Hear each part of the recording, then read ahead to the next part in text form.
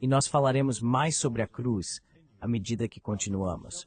Mas há várias outras marcas na Bíblia que poderiam estar muito associadas à cruz, que vamos examinar ao longo deste estudo, porque acho importante que entendamos o que são esses símbolos. Pois se olharmos para algumas das possibilidades aqui, temos a marca de Caim, temos a marca da besta e temos a marca de Deus na concordância de Strong, quando falamos sobre a marca de Caim. A palavra aqui é o Tav, e esta é a marca. E se você ver, o hieróglifo é um X, o proto-sinaítico é uma cruz, o fenício é um tipo de X, e o paleo-hebraico também é um tipo de X, e muito semelhante no hebraico mais moderno também. É isso também. E aqui você pode ver o Tav na concordância de Strong. Significa uma marca ou uma assinatura para definir um sinal. E também é usado em contextos como Apocalipse 7:3, diz aqui. Ezequiel 9:4. Temos uma boa definição ou um bom exemplo do Tav sendo usado de uma maneira semelhante à que veremos em Apocalipse. Então vou ler esses trechos para vocês também. Em Ezequiel 9:4 diz: E o Senhor disse-lhe: Vai pelo meio da cidade, pelo meio de Jerusalém, e põe uma marca na testa dos homens que suspiram e choram por todas as abominações que se fazem no meio dela. E o que acontece lá? Vou apenas contar a história, resumindo.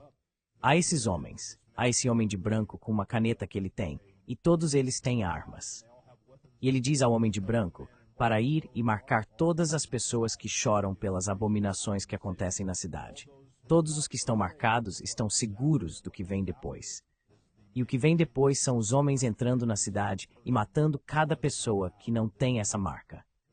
E vemos uma história semelhante no Apocalipse 7, diz: E depois destas coisas vi 4 anjos em pé nos 4 cantos da terra, segurando os 4 ventos da terra, para que o vento não soprasse sobre a terra, nem sobre o mar, nem sobre árvore alguma. E vi outro anjo subir do oriente, tendo o selo do Deus vivo. E ele clamou com grande voz aos 4 anjos, a quem fora dado poder para ferir a terra e o mar, dizendo: Não danifiqueis a terra, nem o mar, nem as árvores, até que tenhamos selado na testa os servos do nosso Deus.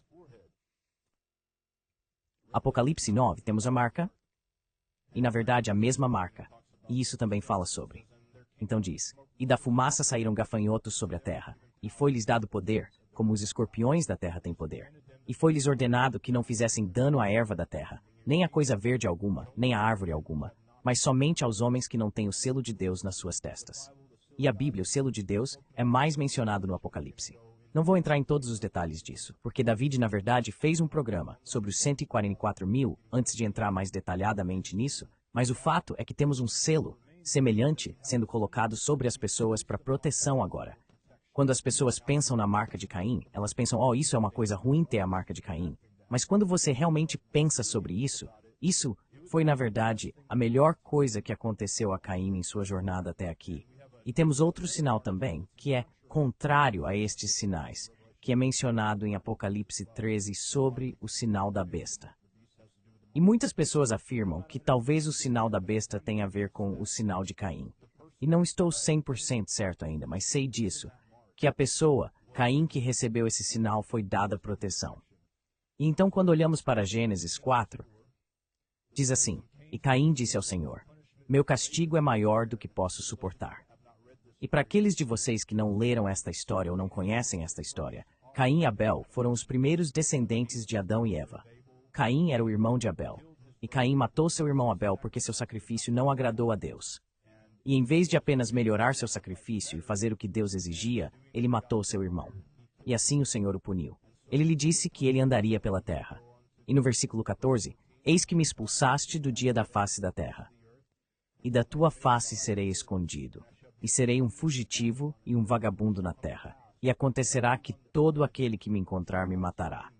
E o Senhor lhe disse: Portanto, quem matar Caim, 7 vezes se tomará vingança sobre ele. E o Senhor pôs um sinal sobre Caim, para que nenhum o achasse e o matasse. E Caim saiu da presença do Senhor e habitou na terra de Nod, ao leste do Éden. Agora, este sinal que ele colocou em Caim, obviamente ele disse que qualquer um que matasse Caim seria punido 7 vezes. Então este era um sinal de proteção, obviamente, que foi colocado em Caim. E se vocês se lembram, Caim tem uma família muito poderosa. Depois disso, no versículo ou Gênesis 4, versículo 17 diz: E Caim conheceu sua mulher, e ela concebeu e deu à luz Enoque. E ele construiu uma cidade e deu à cidade o nome de seu filho, Enoque e Enoque. David falou sobre Tenochtitlan, e se você realmente olhar para toda a arquitetura antiga de todos os edifícios que vemos por todo o mundo, são todos muito semelhantes. Todos eles são piramidais. Há tantas coisas sobre eles que se encaixam na ideia de que uma pessoa projetou essas coisas e elas foram espalhadas por todo o mundo. David, você falou um pouco sobre esse Enoque.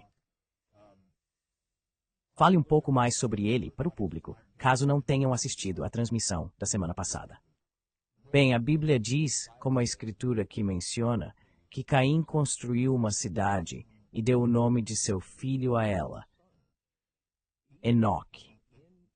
E na área que hoje é a cidade do México, havia a antiga capital asteca de Tenochtitlan, que tem a palavra Enoque bem no nome da cidade. E os astecas eram chamados de Tenochtli. E é interessante que os astecas são conhecidos por seus enormes e sangrentos sacrifícios humanos. E originalmente a história de Quetzalcoatl era que Quetzalcoatl não ofereceria carne. Sacrifício de sangue, assim como Caim, que ele só ofereceria vegetais. E então, de acordo com o Popol Vuh, que havia essas três figuras gigantes parecidas com observadores que apareceram e estavam pressionando Quetzalcoatl a fazer sacrifício humano. E isso, segundo o Popol Vuh, é por isso que Quetzalcoatl foi embora. Então é interessante que, mesmo na tradição de sacrifício vegetal, isso seja outra marca distintiva ali. Mas sim, acredito que essa é definitivamente a cidade que foi construída pelo filho de Caim, Enoque, lá em Tenochtitlan. E se você reconhecer Ninurta, e muitos dos deuses, como Dagon mesmo, foi reconhecido como um deus dos grãos também. E isso faz muito sentido quando você vê alguém como Ninurta e os assírios realmente ostentando essa marca também. Faz total sentido, considerando que eram de origem cananeia, ou pelo menos misturados com a origem cananeia. Então faz muito sentido porque você verá esse símbolo lá. Agora, muitas pessoas, estudiosos da Bíblia que li tantos comentários diferentes sobre isso aqui. E a maioria diria que só porque Caim recebeu essa marca, isso não significa que mais ninguém recebeu esta marca ou usa esta marca. E não significa que isso deu a ele qualquer poder. Então talvez esse seja o caso, mas eu gostaria de dizer que seus descendentes de fato acreditavam que essa marca lá, essa coisa herdada, pertenceu a eles. Então em Gênesis 4, versículo 21 a 24, você verá um descendente de Caim dizendo tal coisa que diz: E o nome de seu irmão era Jubal. Ele foi o pai de todos os que tocavam harpa e órgão, e Zila. Ela também gerou Tubal-Caim, um instrutor de todo artífice de bronze e ferro. E a irmã de Tubal-Caim era Nama. E Lameque disse às suas esposas Ada e Zila, esposas de Amiaveque: Você ouça meu discurso. Pois matei um homem por minha ferida e um jovem por meu dano. Se Caim será vingado 7 vezes, verdadeiramente Lameque. 77 vezes. Então, em meus pensamentos aqui... Isto é pura especulação, mas baseado talvez apenas em algumas dessas coisas que mencionei, que esta cruz tem sido utilizada ao longo dos séculos, por muitos e muitos anos, como um símbolo de proteção.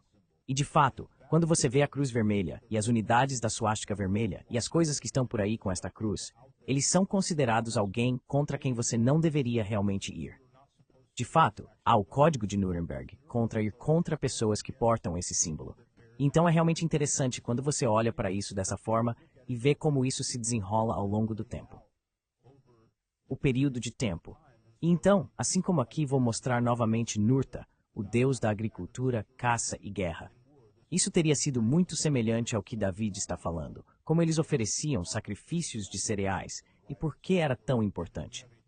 David, você tem algo a acrescentar antes que eu queira prosseguir aqui? Bem, eu poderia apenas dizer que na Escritura, quando a Bíblia fala sobre a cruz, ela não está falando sobre um pedaço de madeira ou um enfeite que usamos ao redor do pescoço. É uma metáfora para o evento de morte, sepultamento e ressurreição de Jesus Cristo. E também é uma metáfora para as dificuldades que enfrentamos carregando nossa cruz e seguindo Cristo. Por isso é importante saber que não a está usando. A Bíblia não a usa de maneira trivial assim.